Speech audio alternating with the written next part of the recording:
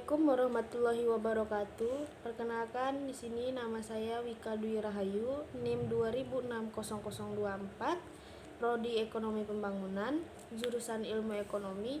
Di sini saya akan merevisi tugas mata kuliah Ekonomi Pembangunan 2 dengan materi bab 10 yaitu lingkungan dan pembangunan. Langsung saja masuk kepada poin 10.1 yaitu lingkungan dan pembangunan permasalahan dasar. Sebabnya adalah ekonomi dan lingkungan. Kehidupan dari setengah lebih jumlah penduduk yang secara aktif ekonomi di negara-negara berkembang sangat bergantung pada lingkungan melalui kegiatan pertanian seperti halnya memelihara ternak, perikanan, kehutanan, dan mengumpulkan makanan. Poin ini saja menggarisbawahi bahwasanya pentingnya Millennium Development Goals atau MDG ketujuh untuk menjaga kelestarian lingkungan hidup. Kualitas lingkungan hidup mempengaruhi dan dipengaruhi oleh pertumbuhan ekonomi. Kerusakan atau degradasi lingkungan juga dapat menurunkan laju pertumbuhan ekonomi dengan beban biaya tinggi yang ditanggung negara-negara berkembang melalui biaya yang terkait dengan kesehatan dan berkurangnya produktivitas sumber daya. Meski biaya lingkungan yang ditimbulkan berbagai kegiatan ekonomi masih diperdebatkan para ekonom, pembangunan sepakat bahwasannya pertimbangan pengecualian biaya lingkungan dari perhitungan GNI merupakan faktor utama dari tidak adanya perhatian lingkungan dari sektor pembangunan selama ini.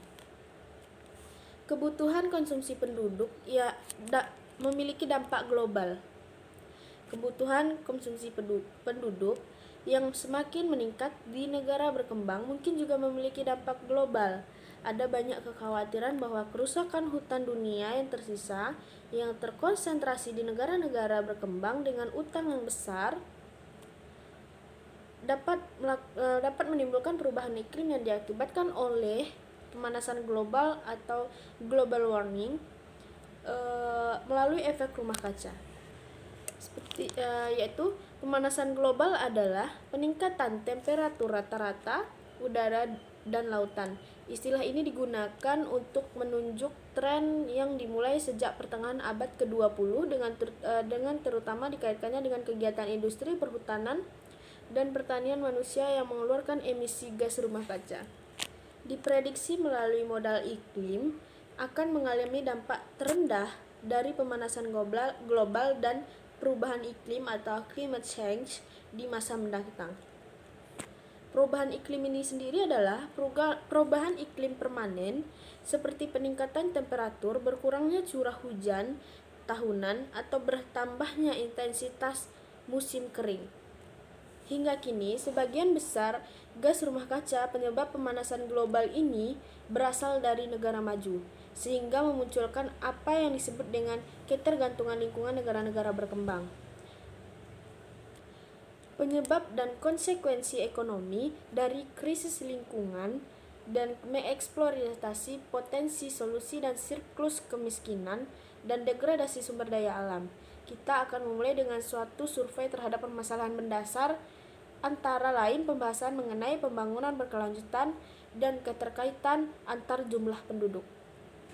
8 permasalahan mendasar mendefinisikan lingkungan pembangunan banyak yang muncul dari pembahasan pada bab-bab sebelumnya. Pertama adalah mengenai konsep pembangunan berkelanjutan, melibatkan keterkaitan antar lingkungan, jumlah penduduk dan sumber daya, kemiskinan, pertumbuhan penduduk, pembangunan pedesaan, urbanisasi, perekonomian global, dan sifat beserta kecepatan perubahan iklim akibat gas rumah kaca. Subbab berikutnya yaitu adalah pembangunan berkelanjutan dan akuntansi lingkungan. Istilah berkelanjutan atau sustainability mencerminkan pentingnya keseimbangan antara pertumbuhan ekonomi dan pelestarian lingkungan. Meskipun terdapat banyak definisi, berkelanjutan biasanya merujuk pada pemenuhan kebutuhan generasi sekarang tanpa mengorbankan kebutuhan generasi mendatang.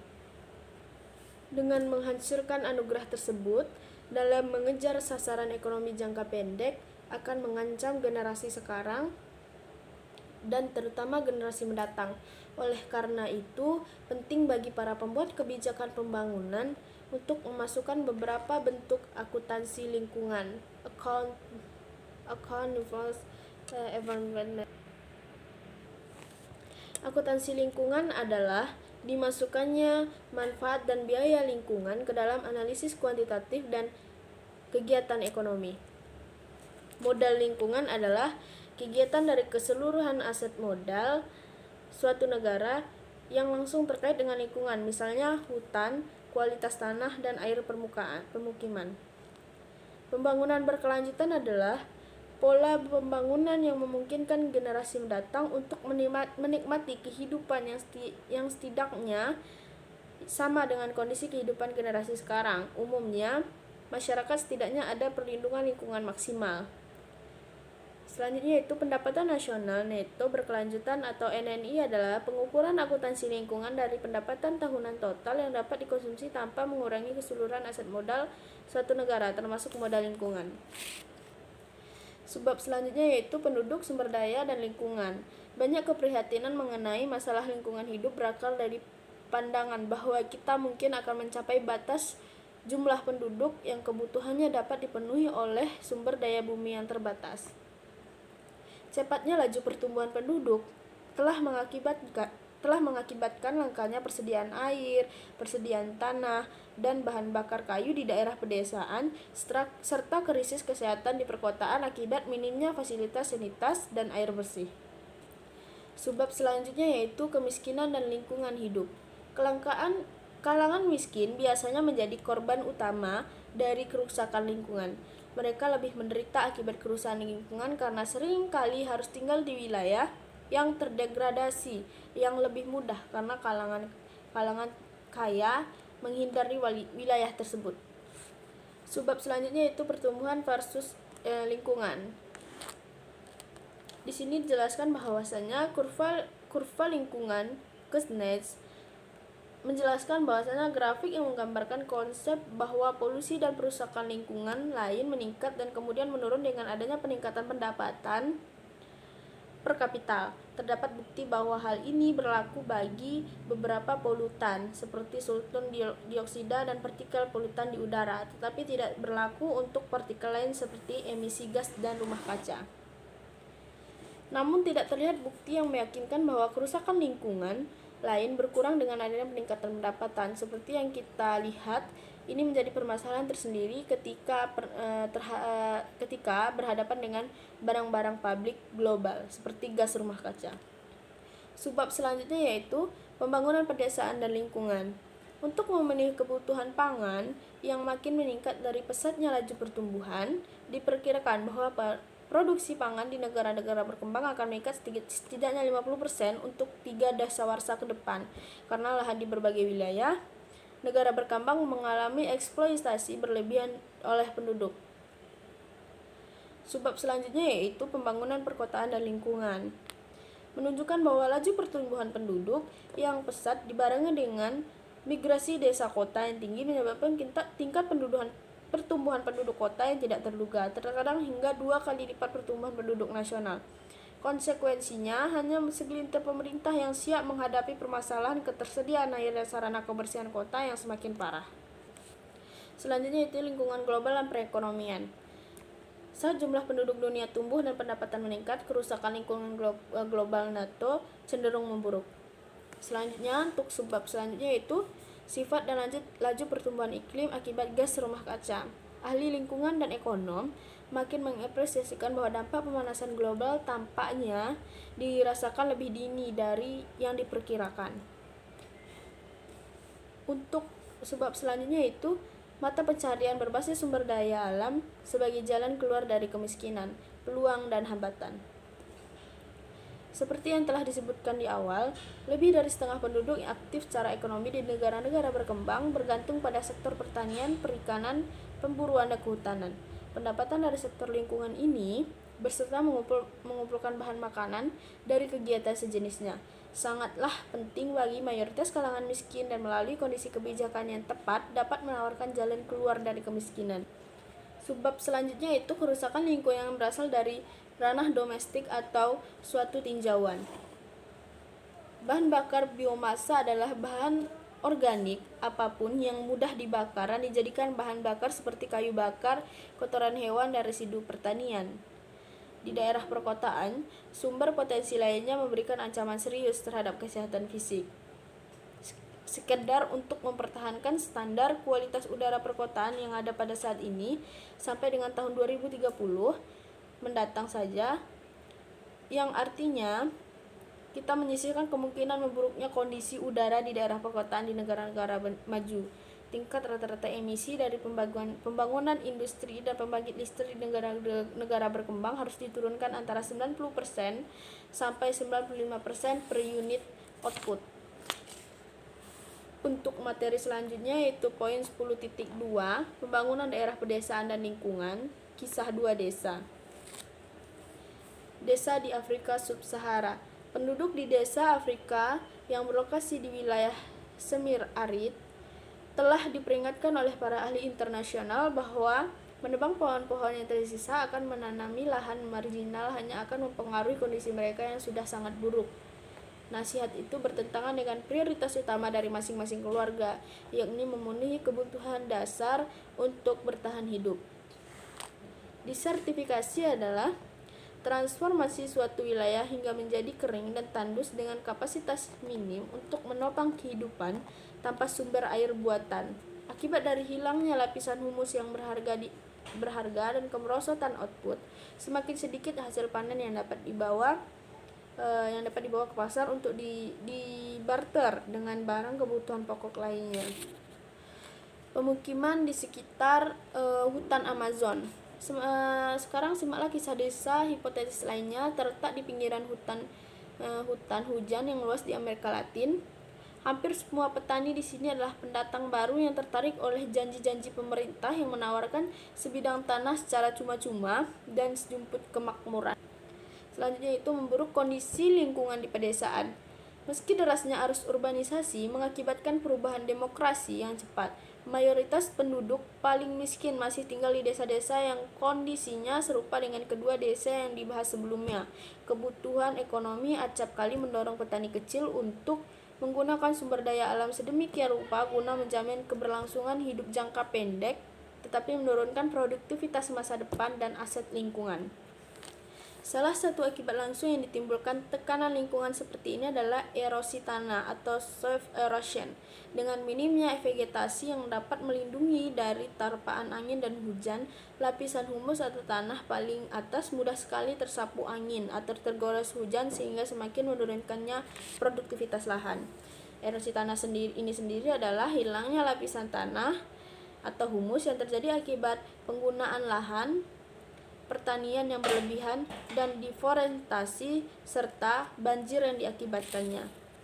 Faktor lainnya dalam siklus kemiskinan pedesaan dan kerusakan lingkungan adalah penggundulan hutan atau deforestasi. Penggundulan hutan atau deforestasi adalah perambahan wilayah hutan untuk kegiatan pertanian atau industri kayu dan untuk digunakan sebagai kayu bakar. Selanjutnya yaitu masuk ke dalam poin 10.3 yaitu pemanasan global dan perubahan iklim, cakupan mitigasi dan adaptasi. Lanjut saja pada cakupan permasalahannya. Di sini kita lihat bahwasanya produksi pertanian termasuk akses pangan di berbagai negara dan wilayah di Afrika diproyeksikan akan sangat terpengaruh oleh variabilitas dan perubahan iklim. Wilayah yang cocok untuk kegiatan pertanian, panjangnya masa tanam dan potensi panen, terutama di sepanjang perbatasan wilayah arid dan semi-arid, diperkirakan akan berulang. Hal ini memperburuk ketahanan pangan dan memperparah malnutrisi di benua ini. Di beberapa negara, hasil panen dari pertanian tada hujan akan berkurang hingga 50% pada tahun 2020. Dampak buruk yang mungkin akan dirasakan oleh kalangan termiskin yang sangat bergantung pada sumber daya alam termasuk pertanian tanda hujan. Terlebih lagi perumahan miskin di perkotaan dan pedesaan seringkali dibangun secara tidak layak dan berlokasi di wilayah dengan kondisi lingkungan yang sangat parah dan beresiko. Selanjutnya itu ya, mitigasi.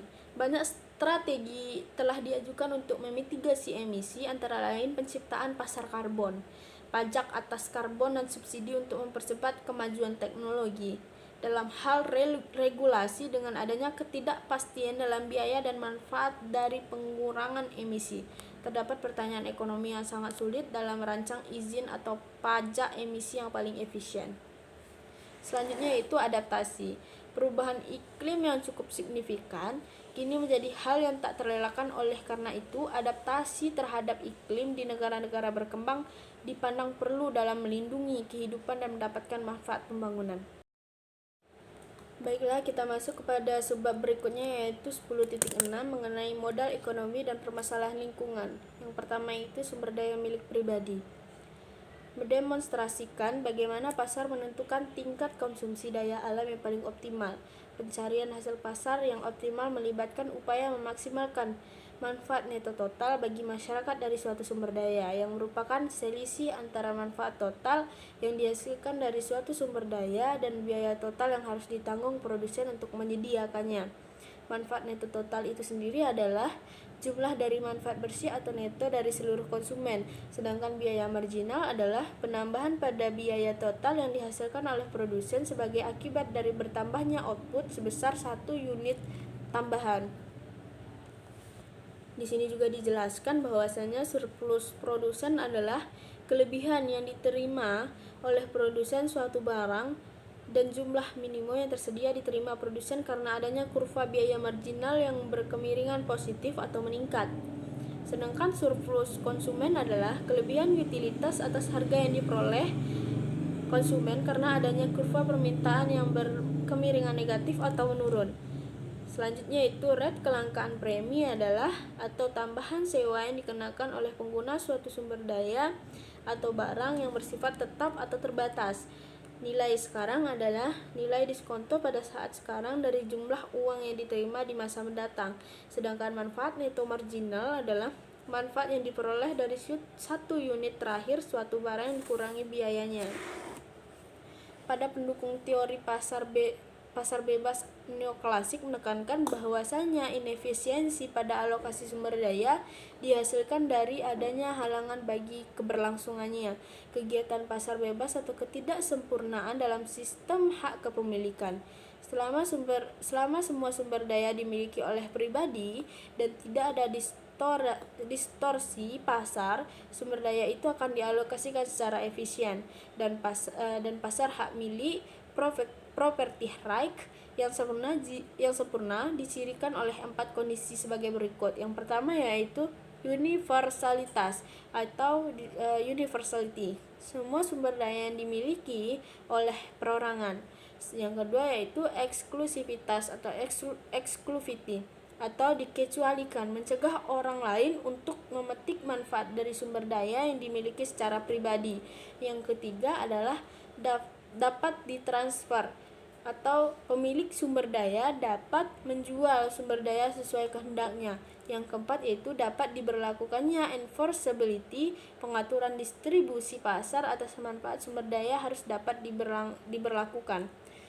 Yang sama-sama kita ketahui adalah hak milik itu adalah hak yang diakui secara penggunaannya dan pemanfaatannya suatu entitas berwujud, misalnya tanah, lahan. Sedangkan yang tak berwujud itu adalah intelektual yang mungkin mencakup kepemilikan, penggunaan, perolehan, pendapatan, penjualan, dan penabungan. Selanjutnya yaitu berdasarkan kondisi tersebut, pemilik sumber daya yang langka memiliki insentif ekonomi untuk memaksimalkan manfaat neto dari penjualan atau penggunaannya. Selanjutnya yaitu sumber daya milik bersama. Sumber daya milik bersama adalah sumber daya yang dimiliki secara kolektif atau publik dan dialokasikan dalam suatu sistem dengan akses yang tak terbatas atau diatur sendiri oleh para pengguna atau pengurus.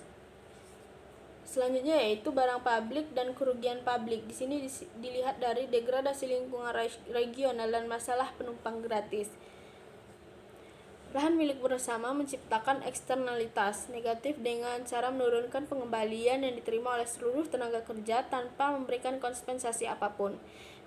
Sedangkan internalitas adalah proses di mana lingkungan eksternal atau biaya lain ditanggung oleh produsen atau konsumen yang menghasilkan biasanya melalui pengenaan pajak polusi atau konsumsi gitu. Barang publik adalah entitas yang memberikan manfaat bagi seluruh individu secara bersamaan, sedangkan kerugian publik adalah entitas yang memberikan biaya bagi sekelompok individu secara bersamaan bandingkan dengan barang publik. Dan untuk masalah penumpang gratis ini sendiri adalah situasi di mana seseorang bisa mendapatkan manfaat yang biayanya dibayarkan oleh orang lain. Selanjutnya yaitu keterbatasan kerangka kerja barang publik. Masalah utama dari mekanisme penetapan harga barang publik tentu saja adalah bagaimana mengetahui tingkat harga yang harus dibebankan. Masyarakat tidak memiliki insentif untuk memikirkan berapa banyak manfaat yang akan mereka dapatkan dari suatu barang publik karena dengan mengelak pembayaran, mereka bisa menumpang gratis pada kontribusi orang lain dan menghindari dari membayar harga yang menjadi bagian penuh mereka. Baiklah, untuk subbab berikutnya yaitu 10.5 mengenai pembangunan perkotaan dan lingkungan. Masalah lingkungan pada pemukiman kumuh perkotaan. Dalam beberapa hal, kehidupan sehari-hari penduduk miskin di pemukiman kumuh perkotaan serupa dengan kehidupan penduduk miskin di daerah pedesaan. Keluarga harus bekerja dengan jam kerja panjang, pendapatan tidak menentu, dan trade-off yang sulit antara belanja gizi anak, perawatan kesehatan, dan pendidikan. Meski secara rata-rata penduduk perkotaan memiliki pendapatan yang lebih tinggi, penduduk yang paling miskin seringkali memiliki resiko yang lebih besar terpapar kondisi lingkungan yang berbahaya.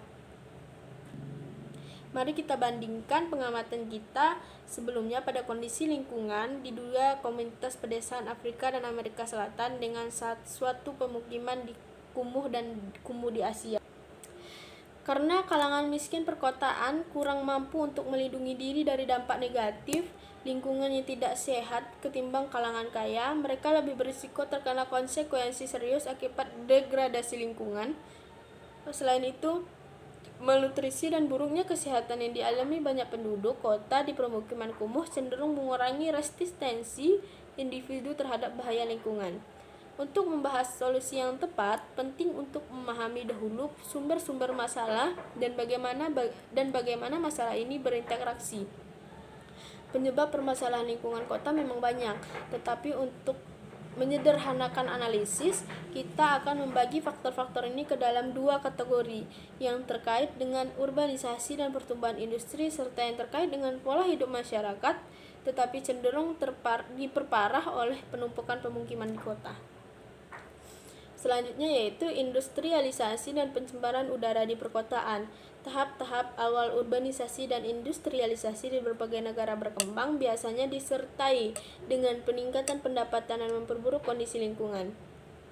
Menurut Bank Dunia, tingkat polusi bahkan bagi kuartil terburuk kota-kota berpendapatan tinggi masih memang dengan pendapatan yang lebih tinggi akan lebih mudah mendapatkan teknologi bersih.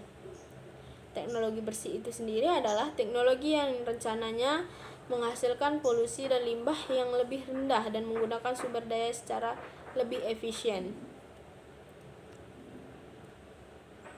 Kita sudah membicarakan secara singkat masalah eksternalitas dan fakta bahwa banyak dari biaya polutan ditanggung oleh orang lain, selain orang yang menghasilkan polutan itu sendiri. Hal ini menyiratkan bahwa harga yang dibayarkan untuk konsumsi suatu barang lebih kecil dari biaya sosial yang terkait dengan barang tersebut. Biaya pribadi adalah pengeluaran atau biaya moneter langsung dari suatu unit ekonomi individu, sedangkan pajak polusi adalah pajak yang dikenakan atas jumlah polutan yang dikeluarkan oleh lingkungan ini. Biaya sosial adalah biaya penuh dari suatu keputusan ekonomi bagi pribadi ataupun publik bagi masyarakat secara keseluruhan. Pada kadar yang cukup tinggi, sebagian besar emisi akan menjadi racun bagi manusia atau akan merusak lingkungan. Sedangkan pada kadar yang rendah, biaya per unit mungkin bisa begitu signifikan. Daya tetap adalah kapasitas suatu ekosistem untuk mengeliminasi polutan potensial. Selanjutnya yaitu masalah-masalah penumpukan air bersih dan sanitasi. Sama seriusnya dengan ancaman peningkatan kadar polusi dan emisi industri terhadap kesehatan penduduk kota di negara-negara berkembang, dua faktor lingkungan yang paling penting yang berdampak pada kesehatan kalangan miskin kota adalah minimnya akses air bersih dan kurangnya sanitasi. Meskipun banyak kemajuan telah dicapai pada tahun 2009, lebih dari 1 miliar orang masih belum memiliki sumber air bersih yang layak, dan 1,5 miliar jiwa tidak memiliki sarana sanitasi yang baik. Buruknya kondisi sanitasi di pemukiman kumuh kota seringkali menghadirkan ancaman kesehatan. Terkait masalah tersebut, tidak mengherankan bahwa biaya dalam melakukan langkah pencegahan biasanya lebih rendah ketimbang biaya pendapatan sumber daya dan infrastruktur. Selanjutnya masuk pada poin 10.6, yaitu biaya lokal dan global akibat perusakan hutan hujan. Perubahan dalam pola penggunaan lahan di negara-negara berkembang saat ini menghasilkan kontribusi terbesar dalam konsentrasi global gas rumah kaca atau greenhouse gas. Diperkirakan bahwa penggunaan hutan saja berkontribusi atas 20% emisi karbon dioksida di seluruh dunia. Karena pepohonan mengonsumsi karbon dioksida akan mengeluarkan oksigen selama proses fotosintesis. Hutan hujan tropis mewakili mekanisme penting di mana ekosistem penggenerasikan dirinya. Gas rumah kaca adalah gas yang menahan panas di atmosfer bumi dan dengan demikian dapat berkontribusi pada pemanasan global. Sedangkan keragaman hayati adalah keragaman bentuk kehidupan dalam suatu ekosistem. Beberapa langkah yang harus diambil untuk melestarikan hutan hujan yaitu solusi jangka panjang mencakup penambahan aksesibilitas bahan bakar alternatif, mengelola skema penebangan kayu yang berkelanjutan, dan menyediakan peluang ekonomi bagi kalangan miskin yang kini bergantung pada perambahan areal hutan hujan yang rapuh. Negara-negara berkembang dapat meningkatkan efisiensi penggunaan ekonomi hutan hujan mereka dengan mengelolanya. Kurang dari 1% hutan hujan telah ditanami kembali atau ditambah bagi produk hutan hujan lainnya seperti kacang-kacangan, buah-buahan,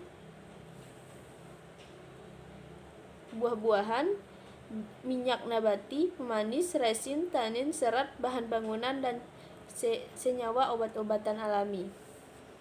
Komunitas internasional juga harus membantu upaya pelestarian ini dengan mengurangi hambatan perdagangan bagi barang-barang alternatif yang disebutkan di atas. Negara maju mengurangi ketergantungan negara berkembang akan metode produksi yang tidak berkelanjutan. Selanjutnya yaitu poin 10.7 mengenai pilihan kebijakan bagi negara-negara maju dan negara-negara berkembang. Apa saja yang bisa dilakukan oleh negara-negara berkembang, yaitu ada sejumlah pilihan kebijakan yang tersedia bagi pemerintah di negara-negara berkembang. Dari sekian banyak pilihan itu ada 6 antaranya yang paling menonjol, yakni 1. Penetapan harga sumber daya yang layak. 2. Pelibatan masyarakat. 3. Pengaturan hak milik dan kepemilikan sumber daya yang lebih jelas. 4. Peningkatan alternatif ekonomi bagi penduduk miskin. 5. Peningkatan status ekonomi perempuan. 6. Kebijakan pengendalian emisi industri dan 7. Pengambil sikap proaktif untuk beradaptasi terhadap perubahan iklim. Sekarang mari kita bahas satu demi satu. Selanjutnya, apa yang bisa dilakukan negara-negara maju untuk membantu negara-negara berkembang? Negara industri dapat membantu negara berkembang dalam upaya memperbaiki kondisi lingkungan negara berkembang dalam 3 bidang. Yang pertama yaitu liberalisasi perdagangan, yang kedua pemberian keringanan utang, serta yang ketiga pemberian bantuan finansial teknologi. Dilihat dari kebijakan perdagangan, Fokus dari sejumlah besar diskusi terkini mengenai lingkungan adalah kebutuhan mendesak untuk memutus lingkaran kemiskinan dari kerusakan lingkungan di negara-negara berkembang. Sedangkan bantuan pembangunan yaitu bantuan pembangunan baru yang substansial diperlukan di negara-negara berkembang untuk mencapai pembangunan berkelanjutan. Swap utang untuk alam adalah pertukaran utang luar negeri yang dipegang oleh suatu organisasi dengan utang domestik dalam jumlah yang lebih besar yang digunakan untuk membiayai pelestarian sumber daya alam atau lingkungan yang negaranya berhutang. Apa saja yang bisa dilakukan oleh negara-negara maju bagi lingkungan global, yaitu adalah yang pertama, pengendalian emisi. Di samping konsumsi yang bertanggung jawab, mungkin kontribusi terbesar yang bisa diberikan oleh negara-negara maju terhadap lingkungan global adalah dengan membuktikan komitmen mereka secara nyata dalam menciptakan lingkungan yang lebih bersih. Yang kedua adalah penelitian dan pengembangan R&D. Negara-negara berpendapat tinggi juga harus bertindak sebagai pemimpin dalam melakukan upaya penelitian dan pengembangan. Selanjutnya yaitu pembatasan impor. Melalui impor produk yang seringkali dihubungkan dengan proses produksi yang tidak ramah lingkungan, negara-negara maju telah menciptakan dampak negatif yang tidak langsung namun sangat besar terhadap sumber daya langka yang berdampak pada kecil terhadap negara kaya, masih memberikan pasar yang menggiurkan atas penjualan barang-barang seperti itu.